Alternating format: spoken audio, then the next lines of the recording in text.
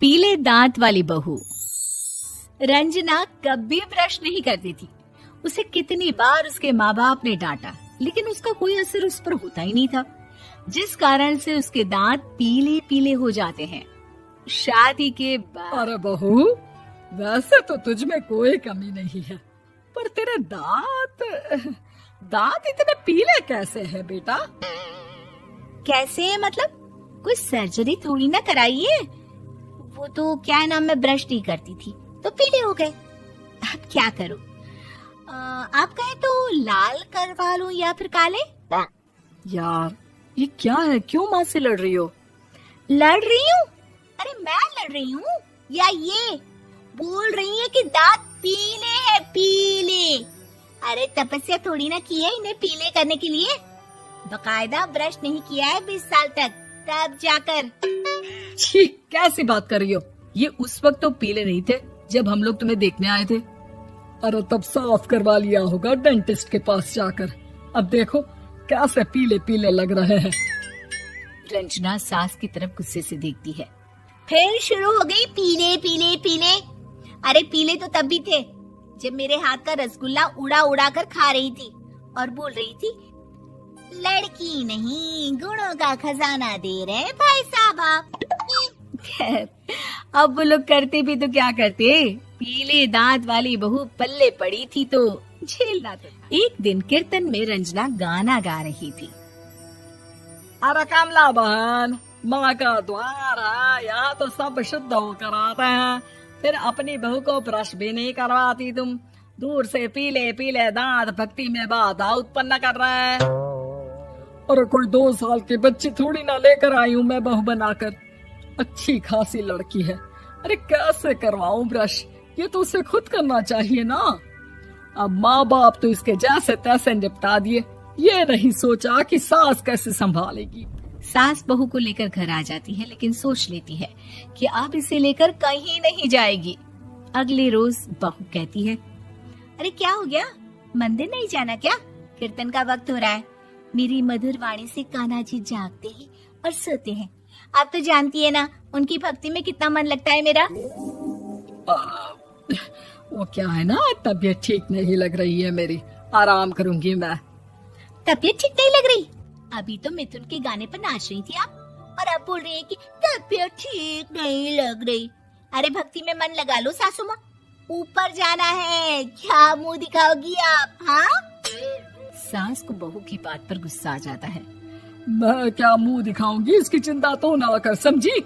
अपने मुंह की चिंता कर, जो ये पीले पीले दांत लेकर हर जगह पहुंच जाती है। पता है लोग कितना मजाक बनाते हैं। ना जी ना, मैं नहीं जाना कहीं तेरे साथ। तो ये बात है। कोई ना, मत जाओ, मैं अपने कमरे में ही बैठकर भक्ति कर लूंगी। ऊपर वाला दांत थोड़ी ना देखता है, मन देखता है, भावना देखता है।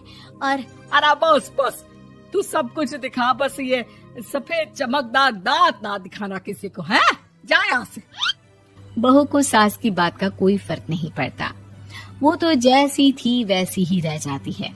वह नहाकर किचन में खाना बनाना, फिर खाना खाना, कीर्तन भजन करना और सो जाना। एक दिन, माँ जी मैं सहेली के घर जा रही हूँ, शाम को लेट आऊंगी। हाँ, तो जाना, मैंने कौन सा तेरी आरती करनी है घर पर बैठकर।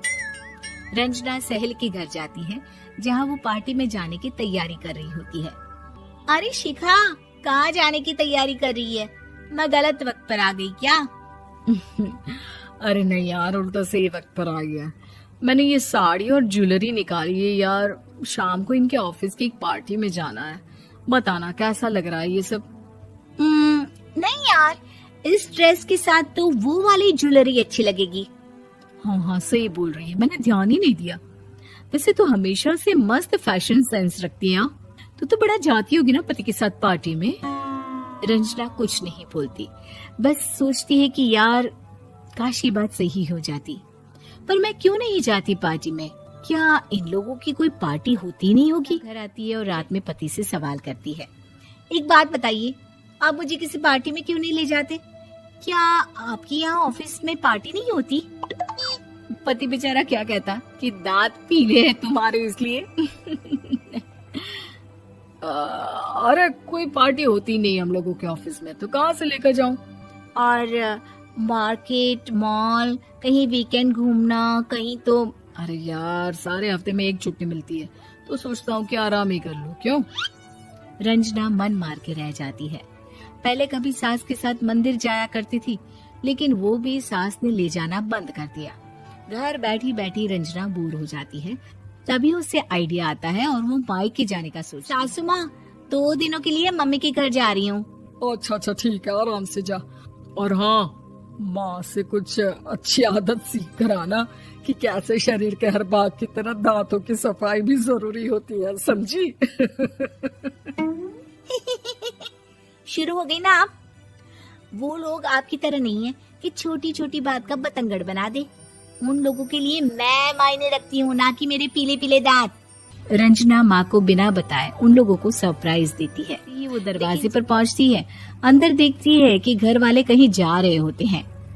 अब माँ, काश रंजना दीदी के दांतों वाली प्रॉब्लम नहीं होती, तो वो भी हम लोगों के साथ चलती ना बुआ जी की बेटी की शादी में। हाँ बेटा, लेकिन अब उसे कौन समझाए कि उसको उसके पीले दांत नहीं दिखते, लेकिन उसके आसपास के लोगों को कितना एम्बैरेसिंग फील कराते हैं। मुझे तो कितनी बार उसके स्कूल की टीचर ने शिकायत की कि उसके साथ कोई लड़की बैठना भी नहीं चाहती, और ना ही कॉलेज में कोई उससे बात करना चाहता था। लेकिन पता नहीं क्यों उसे ये बात समझ में ही नहीं आती। कोई कमी नहीं है उस लड़की में, बस यही कि दांत पीले हैं। वो तो भला हो जीजा जी और उनकी माँ का, जो दीदी को जैसी है वैसे ही रखा हुआ है। रंजना को अपने घर वालों की बात सुनकर बहुत दुख होता है। वो सोचती है कि वो क्या करे। वो सीधा डेंटिस्ट के पास जाती है, अपने दांत चमकाती है और कसम खाती है कि वो रोज ब्रश करेगी। अरे क्या हो गया? तुम तो 2 दिनों के लिए गई थी ना? पर कोई ना, अच्छा है, चलो आ गई तो। रंजना सास के सामने आकर खड़ी हो जाती है और पूरी स्माइल करती है, उसके चमकदार दांतों को दिखाती हुई। हैं? चले मंदिर? माँ, मुझे माफ कर दीजिए, मैंने आप लोगों को बहुत एम्बैरेसिंग फील करवाया। मैं आज से रोज ब्रश करूंगी।